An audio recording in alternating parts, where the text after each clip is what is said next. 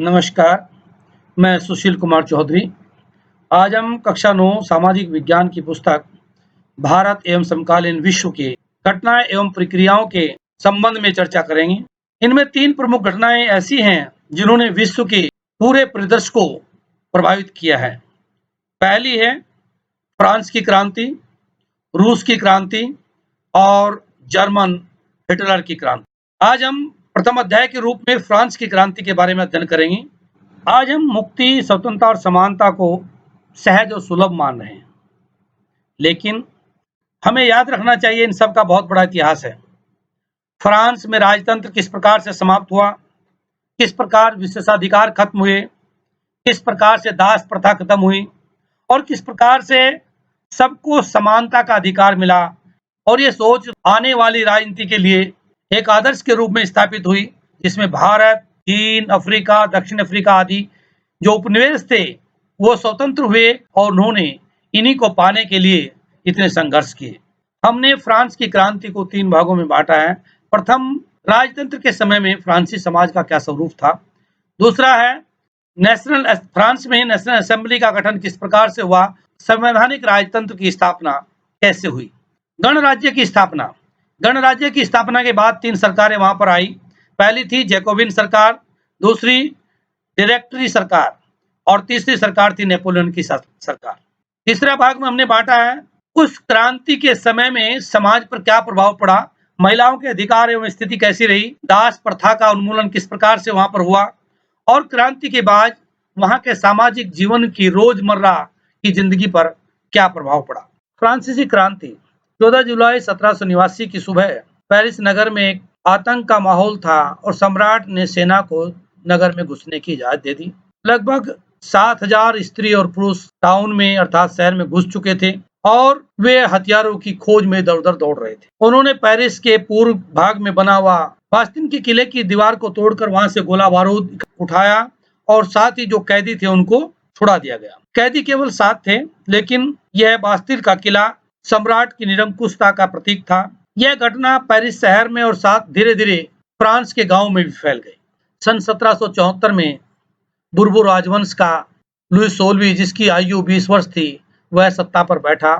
उसकी शादी ऑस्ट्रेलिया की राजकुमारी एनैत के साथ हुई थी और उस समय फ्रांस का खजाना अनेक युद्धों के कारण खाली हो चुका था। फ्रांस पर उस समय 10 अरब लिरवे अर्थात वहां के रुपए का कर्ज हो गया था, जबकि पहले से ही उसके ऊपर 2 अरब लिरवे का बोझ था। इस प्रकार से सरकार के सामने टैक्स बढ़ाने के अतिरिक्त और कोई रास्ता नहीं था, परंतु इस टैक्स को जनता बर्दाश्त करने की स्थिति में नहीं थी।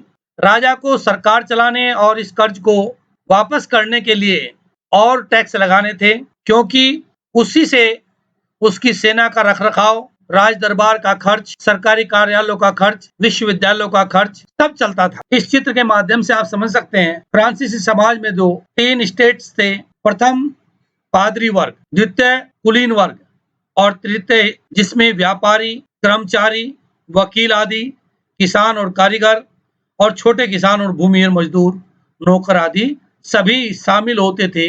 यही तृतीय स्टेट फ्रांस में टैक्स देता था। प्रथम वर्ग और द्वितीय वर्ग टैक्स नहीं देते थे। पादरी वर्ग को विशेष अधिकार प्राप्त थे और कुलीन वर्ग के लोग सामंती कर भी वसूल करते थे। पादरी किसानों से टाइद, जिसको धार्मिक कर कहा जाता था, वसूल करते थे और उसी प्रकार से सरकार को जो टैक्स देना पड़ता था उसको टाइल कहते थे। और इसके अतिरिक्त अनेक अप्रत्यक्ष कर थे जो व्यक्तियों के रोजमर्रा के सामान, नमक जैसी वस्तुओं पर भी लगाए गए थे। इन्हीं के संघर्ष। फ्रांस की जनसंख्या 1715 में 2.3 करोड़ थी और 1789 में 2.8 करोड़ हो गई थी। परिणाम स्वरूप अनाज उस अनुपात में तेजी के साथ नहीं बढ़ा जिस अनुपात में जनसंख्या बढ़ी। इसके कारण खाद्यान्न, पाव रोटी की कीमत बहुत तेजी से बढ़ने लगी और जो किसान मजदूर थे उनकी आय के बाहर उसकी कीमत होने लगी। इस प्रकार से धीरे धीरे अमीरों और गरीबों के बीच में खाने का संघर्ष हो गया और जीवन का संकट उत्पन्न हो गया। जीविका का संकट कैसे उत्पन्न होता है, ये एक चार्ट दिया हुआ है, इससे आप समझ सकते हैं जीविका का संकट कैसे उत्पन्न होता है। खराब फसलें हो जाए, खाद्यान्न की फसलों की पैदावार का कम होना, कम पैदावार होने के कारण खाद्यान्न वस्तुओं की कीमतें अधिक होना, जिससे गरीब गुरबा पाव रोटी नहीं खरीद पाएंगे। इससे दो कारण होंगे, कम खाना मिलने के कारण वे कमजोर हो जाएंगे, कमजोर होने के बाद महामारी के चक्रव्यूह में फंस कर उनकी मृत्यु हो जाएगी। दूसरी ओर क्या होगा कि खाद्यान्न के लिए झगड़े होंगे तो झगड़ों में भी मृत्यु हो जाएगी, अर्थात आजीविका का संकट उत्पन्न होने से मृत्यु की ओर व्यक्ति बढ़ता है। फ्रांस में पहले भी मध्यम वर्ग और कामगार वर्ग विद्रोह कर चुका था, लेकिन उससे सामाजिक और आर्थिक व्यवस्था में कोई बदलाव नहीं आया था।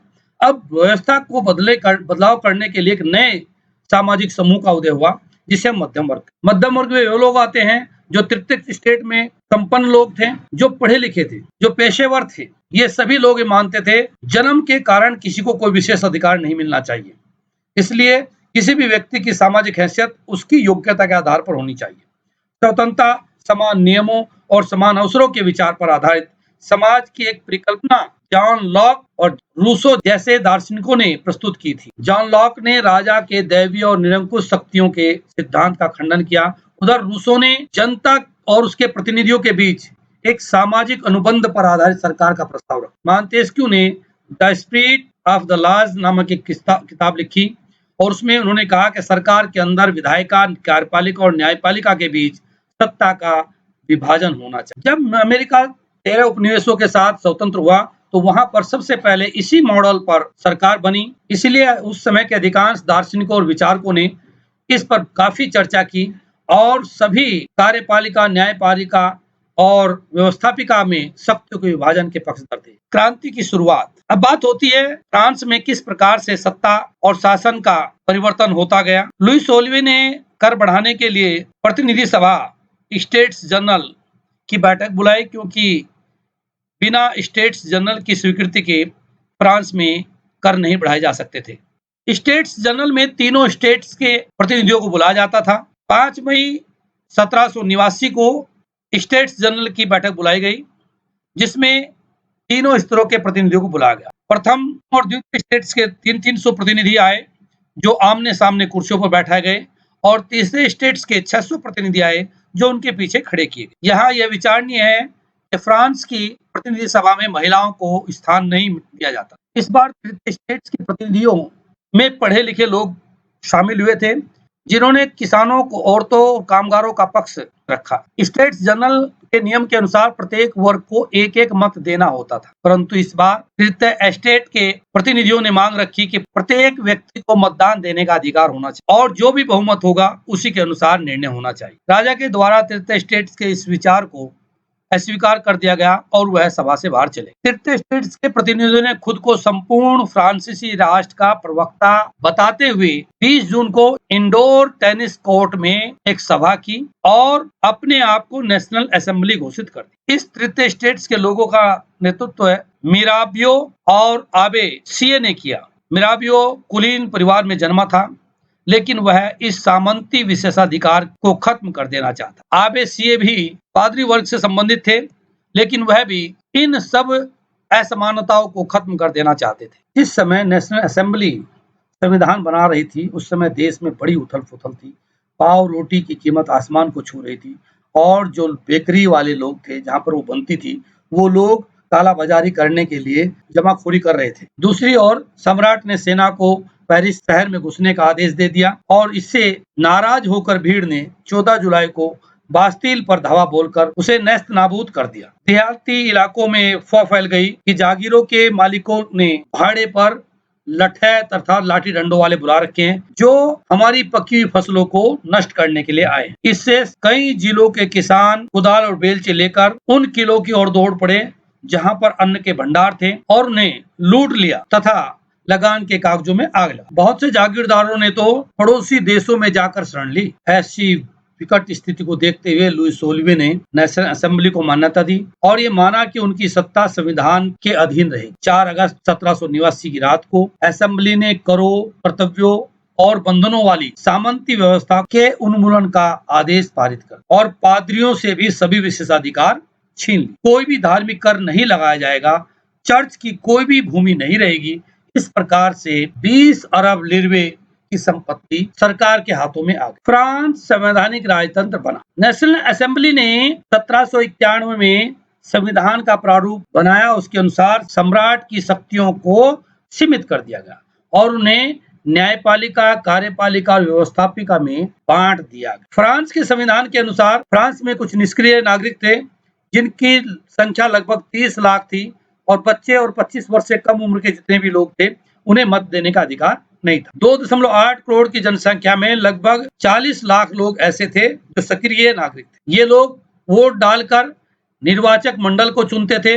निर्वाचक मंडल नेशनल असेंबली का चुनाव करता था जिसमें 745 सदस्य होते थे। ये नेशनल असेंबली में से मंत्री बनाए जाते थे और सम्राट पर नियंत्रण रखते थे। सम्राट असेंबली पर कोई नियंत्रण नहीं रखता। यही सक्रिय लोग वोट डालकर न्यायाधीशों की नियुक्ति करते थे। इस प्रकार से सबसे अधिक ताकत इन सक्रिय नागरिकों के पास हुई जो विधायिका का चुनाव करते थे और कार्यपालिका का चुनाव करते थे और न्यायपालिका का चुनाव करते। नेशनल असेंबली के द्वारा बनाए गए संविधान का नाम था पुरुष एवं नागरिक अधिकार घोषणा पत्र, जो जीवन के अधिकार, अभिव्यक्ति की स्वतंत्रता के अधिकार और कानूनी बराबरी के अधिकार को नैसर्गिक एवं आहरणीय अधिकार के रूप में मानते। राष्ट्रीय प्रतीकों के मायने, क्योंकि पढ़े लिखे लोग कम थे इसलिए ले बार्बिये ने अपनी एक पेंटिंग बनाई। पेंटिंग में चित्रों के माध्यम से बताने का प्रयास किया कि अब हमारे पास क्या है, कौन कौन से अधिकार मिल गए। पहला था टूटी हुई जंजीर,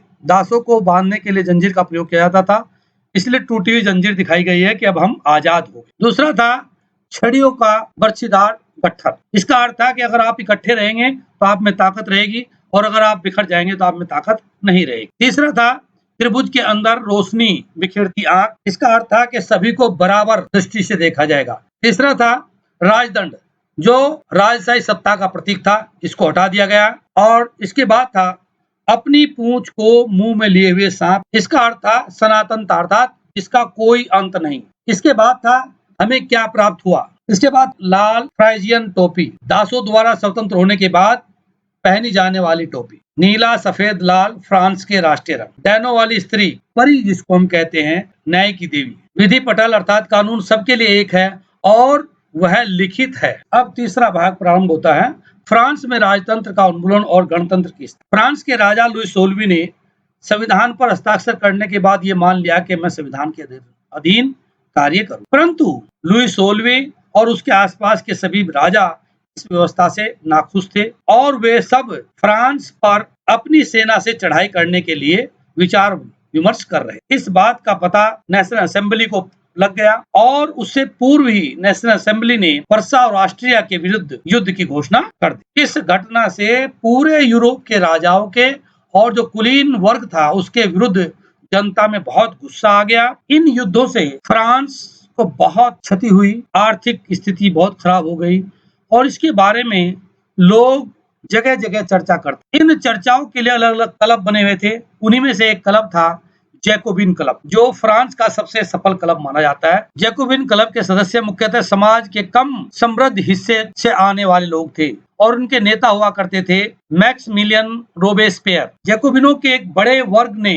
धारीदार पतलून पहनना शुरू किया जो कि दासता से स्वतंत्रता का प्रतीक माना जाता। जैकोबिनों को सोकुलात के नाम से जाना गया जिसका शाब्दिक अर्थ था बिना घुटने वाले, और ये सोकुलात पुरुष लाल टोपी भी पहनते थे जो कि स्वतंत्रता का प्रतीक, जबकि महिलाओं को ऐसा करने की अनुमति नहीं थी। 1792 में जैकोबिनों ने खाद्यान्न पदार्थों की महंगाई एवं अभाव को देखते हुए पेरिस में एक विशाल हिंसक विद्रोह किया और 10 अगस्त की सुबह उन्होंने ट्यूलेरिये के महल पर धावा बोल दी। राजा के रक्षकों को मार डाला और खुद राजा को भी कई घंटों तक बंदी बनाकर रखा। बाद में असेंबली ने शाही परिवार को जेल में डाल दिया और नए चुनाव करने की घोषणा कर दी। इसमें 21 वर्ष से अधिक आयु के सभी पुरुषों को, चाहे उनके पास संपत्ति थी या नहीं, मत देने का अधिकार दे दिया। निर्वाचित असेंबली को कन्वेंस का नाम दिया गया और 21 सितंबर 1792 को इसने राजतंत्र का अंत कर दिया और फ्रांस को एक गणतंत्र घोषित कर। गणतंत्र का अर्थ होता है सरकार का मुखिया जनता के द्वारा चुना हुआ होता है। जैसे हमारे देश में राष्ट्रपति जनता के प्रतिनिधियों के द्वारा चुना जाता है, इसलिए हम गणतंत्र देश है।